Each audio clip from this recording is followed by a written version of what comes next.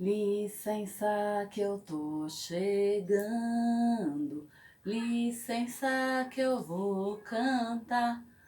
Saúdo nossa memória e uma história eu vou te contar. Essa história eu vou te contar.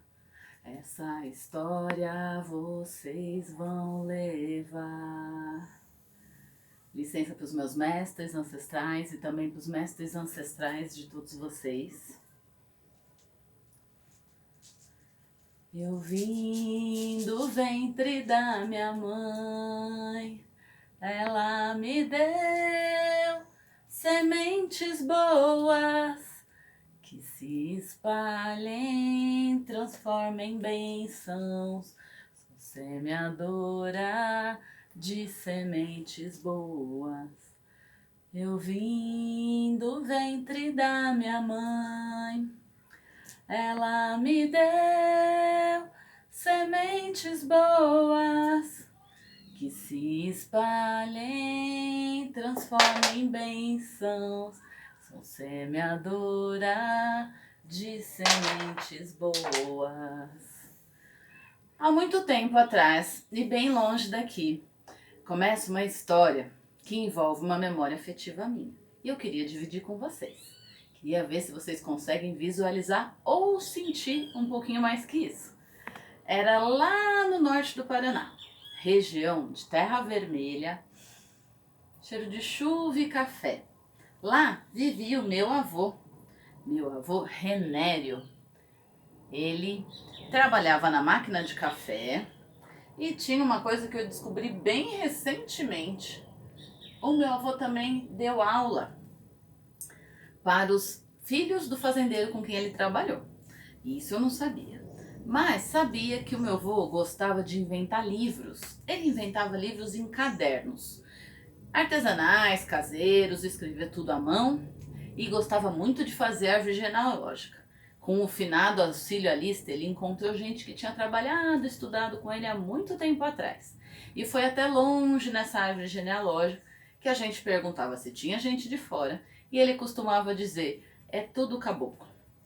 O meu avô gostava de fazer cartas, como a professora Tadiana Schunk, tudo feito numa máquina poética, artesanal e barulhenta, tudo datilografado. O meu avô gostava de dar notícias assim, com as letras muito marcadas. Dava notícia da geada, dava notícia da saudade, de perda de terra, de perda de café. Era sempre a forma que a gente ficava informado sobre o que ele trazia pra gente. Passa algum tempo, lá aqui no norte do Paraná eu tive a avó Onofrina, que eu não conheci muito, mas dizem que ela falava coisas tão realistas em situações complicadas que às vezes eu me vejo como ela. Eu já convivi um pouquinho mais com a segunda mulher do meu avô, que foi a avó Cida. A avó Cida era muito carinhosa, mas eu colocava ela para dormir, porque eu já tinha insônia desde pequenininha. E a avó Cida, quando morreu, eu era bem pequena, mas tentaram procurar potinhos de danoninho que ela me dava para brincar. E como não encontraram, eu falei, ninguém vai achar, sua avó sabia onde estava. Porém, com a Onofrina eu não conheci, mas com a avó Cida foi uma convivência só na primeira infância. Então eu peço licença para trazer a outra banda feminina da família, mas do interior de São Paulo. E de lá eu quero lembrar de uma pessoa muito especial pra gente, que foi a avó Dita. Ela era do interior de São Paulo, tinha histórias muito incríveis, as quais a gente curtia muito acompanhar. E a avó, ela também foi professora rural, trabalhou no interior de São Paulo. Ela não tinha estudado, nem o avô que eu falei, porque naquela época não eram exatamente os mais estudados que iam dar aula. Eram os que intuitivamente tinham aprendido mais que os outros e cuidavam daqueles que não tinham, por exemplo, aprendido a ler. A avó Dita foi renzideira, foi benzedeira, trabalhou com as duas coisas, com a reza e a bênção. Eu soube que a avó Dita, a avó Cida do Paraná, benzia também. Até o meu pai chegou a fazer benzimento. A avó Dita tinha uma lição que ela passou a vida toda pra gente. Que ela era noiva do tio Machadinho, irmão desse avô aqui. Sim, essa família Ficou 5 gerações casando primo com primo. Por isso que essa avó aqui dizia que eram todos loucos mansos. Mas eles também só saíam de casa para ir em missa e visitar parente. Como é que eles iam conhecer gente diferente fora desse circuito Cambé, Veracruz, Paraná, São Paulo, tudo no interior? Ficava difícil, né? Pois bem, a avó tinha uma lição que ela deu por muitos, muitos anos, até ela ter cabelo prateado, cinza, tudo grisalho.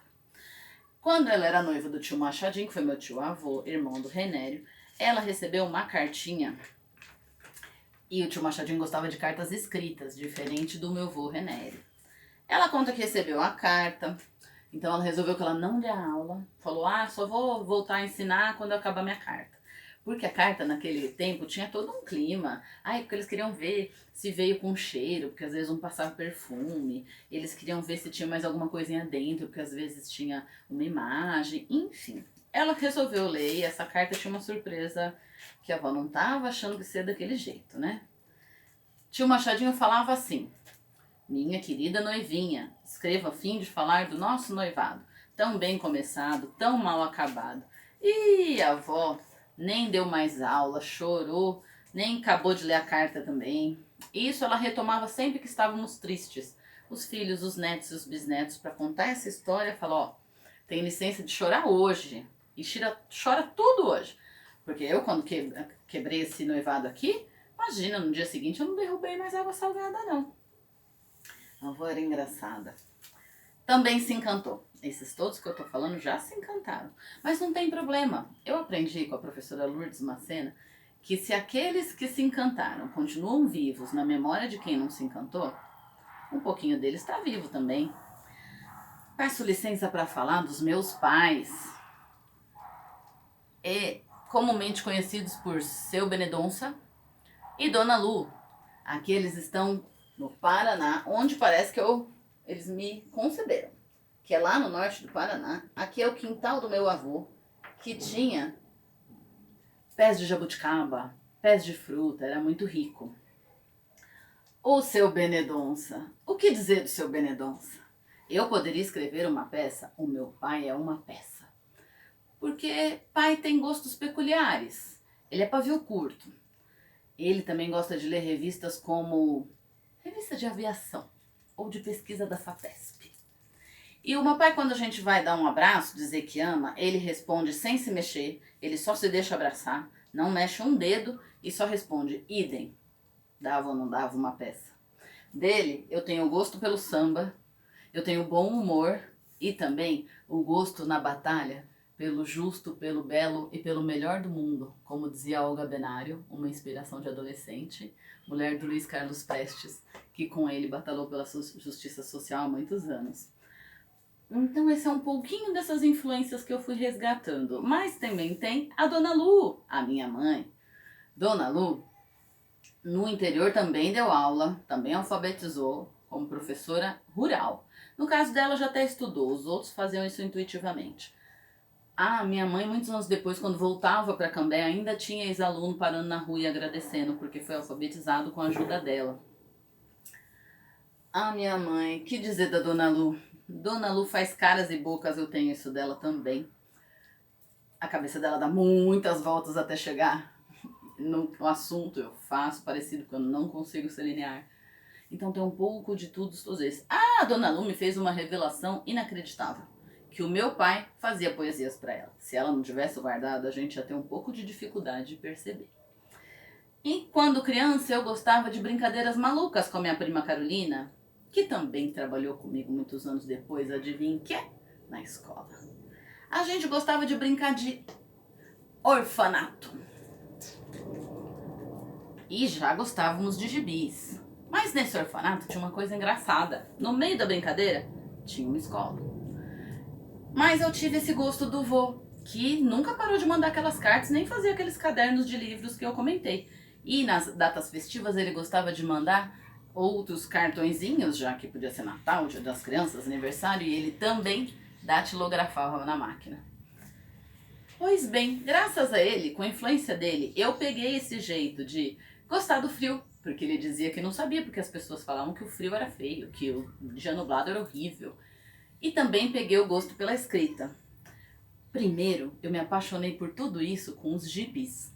Eles até ilustraram os meus primeiros livrinhos em cadernos artesanais e caseiros. Lembra que eu falei que o meu avô fazia? Pois eu saí fazendo parecido. Nessa época, um pouquinho antes, porque eu já sabia escrever, né?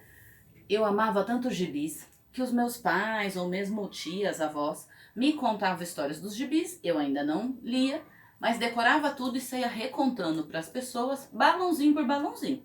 E ninguém acreditava, questionava os dois. Ué, mas vocês estão alfabetizando? Tá muito nova para alfabetizar. Naquela época, pequenininho, só ia para a educação infantil brincar. Mas meus pais esclareciam que não, eu que tinha memorizado e estava enganando eles. Pois bem, não é que essa brincadeira do livro no caderno funcionou, rendeu? Eu continuei fazendo os livros em cadernos, mas depois eu ilustrava. A professora de português viu que eu gostava daquilo, fez um concurso, eu até ganhei um.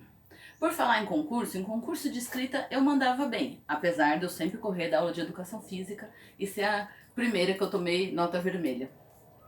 Aliás, eu dizia tanto que eu estava com cólica para não fazer educação física, que muitos anos depois eu tenho alunas que também dizem que não podem fazer teatro graças à cólica.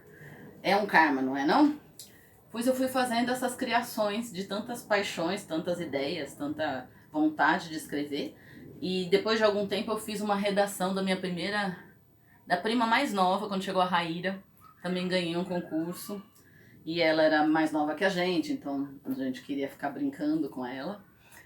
Conforme o tempo passou, nessa mesma escola que era religiosa, que era conservadora, que era quadrada, eu dei um jeito de reinventar aquelas aulas. Porque aos 10 anos eu fiz uma peça de teatro que eu dirigi, que eu interpretei, que eu era uma sementinha e os outros colegas atores também, e a gente ia brotando, mas eu nunca tinha visto uma peça. Eu acho incrível como tem professora que ela inspira os estudantes a fazerem algo que eles ainda não viram. Eles vão imaginando e criando.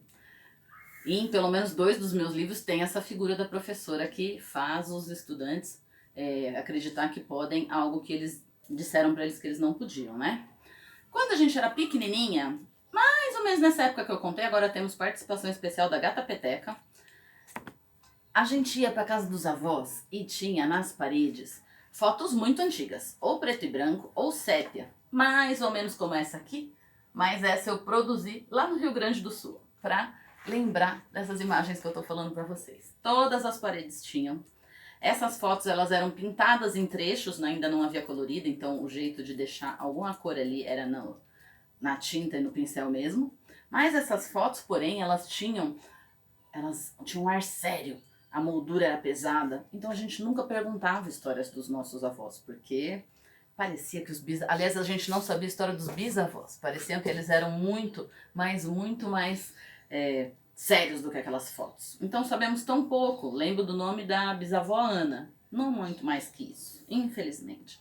Lembrei dessas fotos porque elas tinham os tons, o principal do tom dela meio neutro, ou preto e branco ou sépia, e o resto pintado. Então, me lembrou a história da pintora Frida, que eu trabalho com os meus estudantes, porque ela pintava as fotos do pai fotógrafo. Então, é um trabalho que eu acabo trazendo na questão do feminino, porque a gente tem muitas alunas vítimas de violência doméstica, e acaba sendo um jeito sensível da gente explorar isso com eles. Pensei em falar um pouquinho das influências do pai. Gosto de samba como ele, sou brincalhona como ele, e nós temos gosto por lutar pelo justo, pelo belo e pelo melhor do mundo, que é inspiração da Olga Benário, essa mulher do Luiz Carlos Prestes, que com ele lutou aí pela justiça social muitos anos atrás. Então essas são algumas das lembranças que poderia ser interessante dividir com vocês. Conforme o tempo foi passando, besourinho pequenino, quem te ensinou a voar? Foi o mestre contra mestre do besouro Angangá. Quando eu fiquei maior, eu fui fazer jornalismo. Era o que se estudava quando você gostava de escrever naquela época, pelo menos no meio operário, perto do ABC. Pois bem, no fim da faculdade eu resolvi fazer teatro na Fundação das Artes em São Caetano. E caí de amores. Fui fazer porque queríamos melhorar a nossa interpretação para gravar para a TV comunitária do ABC.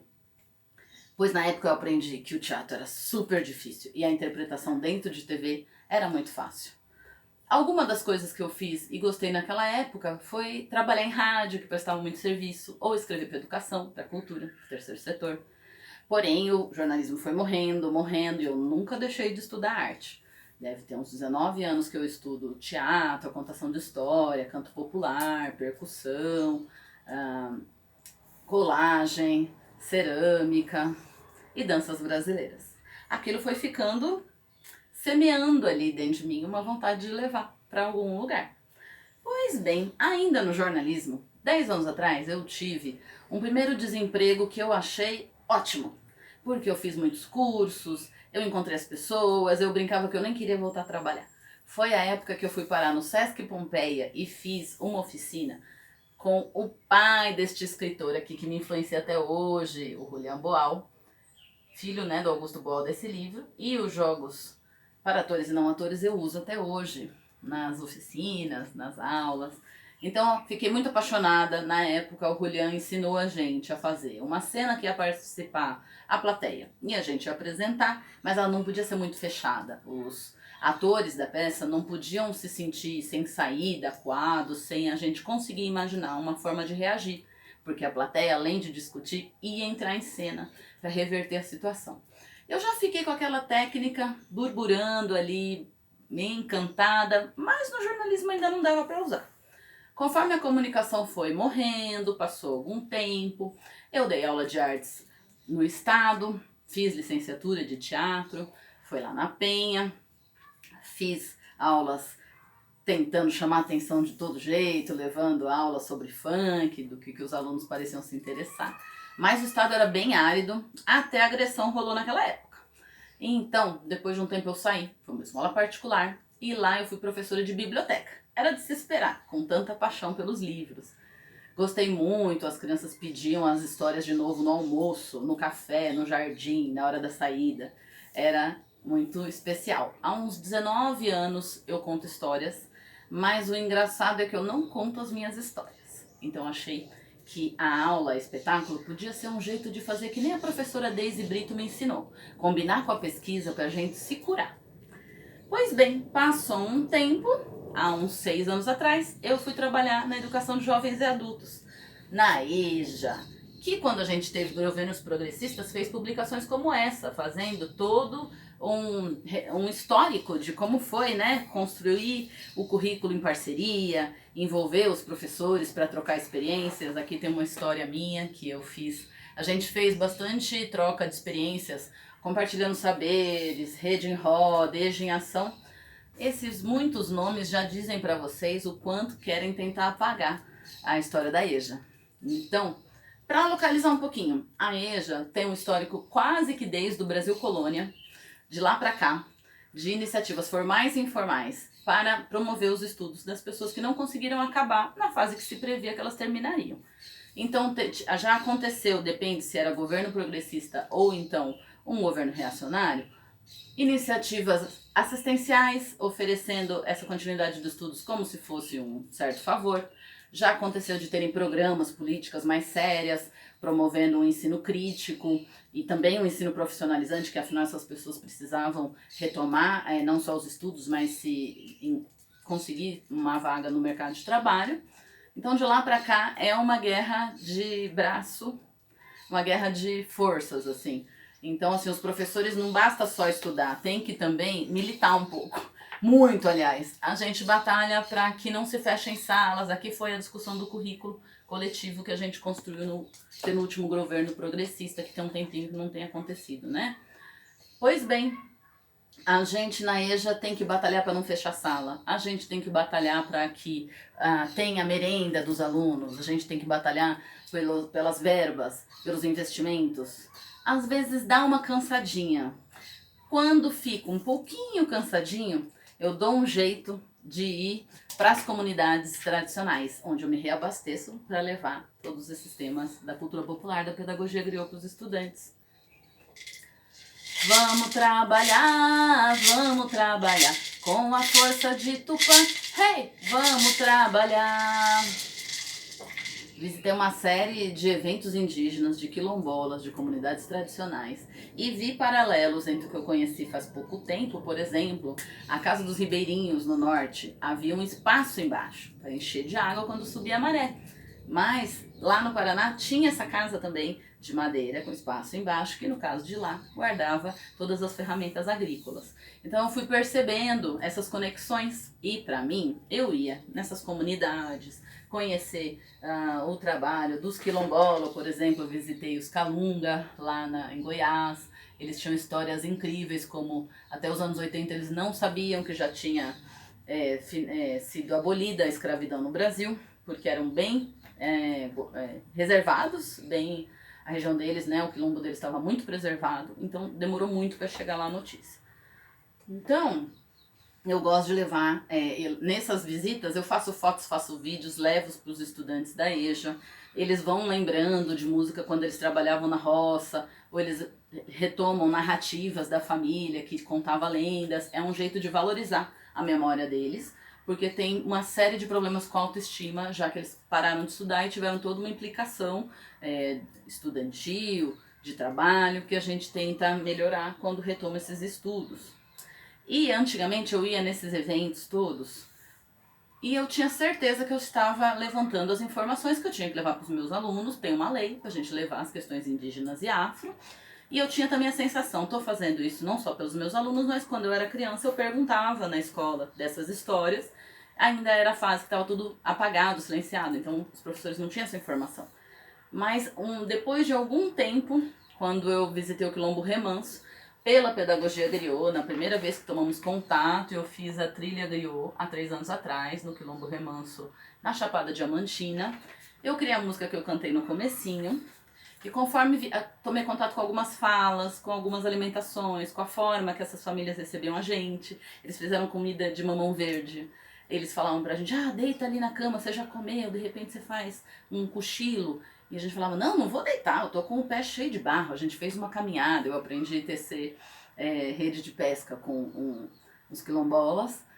E aí eu percebia nessa hospitalidade, na questão de trabalhar com ervas, de benzer, deles mesmos se educarem em uma série de ocasiões, com os hábitos da minha família. E depois de um tempo eu entendi que isso tinha a ver com o que o meu avô dizia da família cabocla. Então na pesquisa a gente se cura também, e não é a primeira pesquisa de arte que eu tomo contato, que a pessoa vai atrás de umas curiosidades culturais e no meio do caminho percebe que está se apaziguando com a raiz que não conhecia. Esse teatro do oprimido eu segui levando para os estudantes, agora não mais dividido entre aulas da cultura popular ou do teatro do oprimido, conforme aceita um tema, o outro resiste ao outro assunto.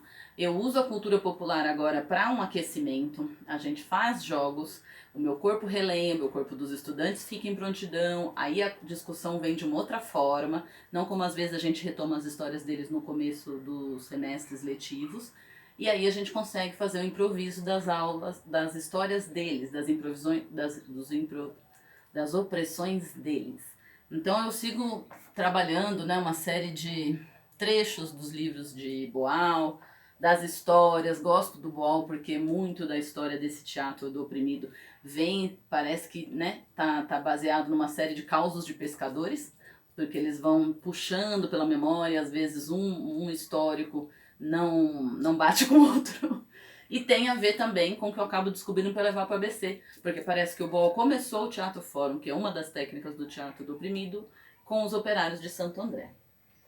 E tudo isso deságua algum tempo depois nas minhas principais criações, que eu precisei de apresentar para vocês, que é um amarrado desta pesquisa, desta vida, destas influências.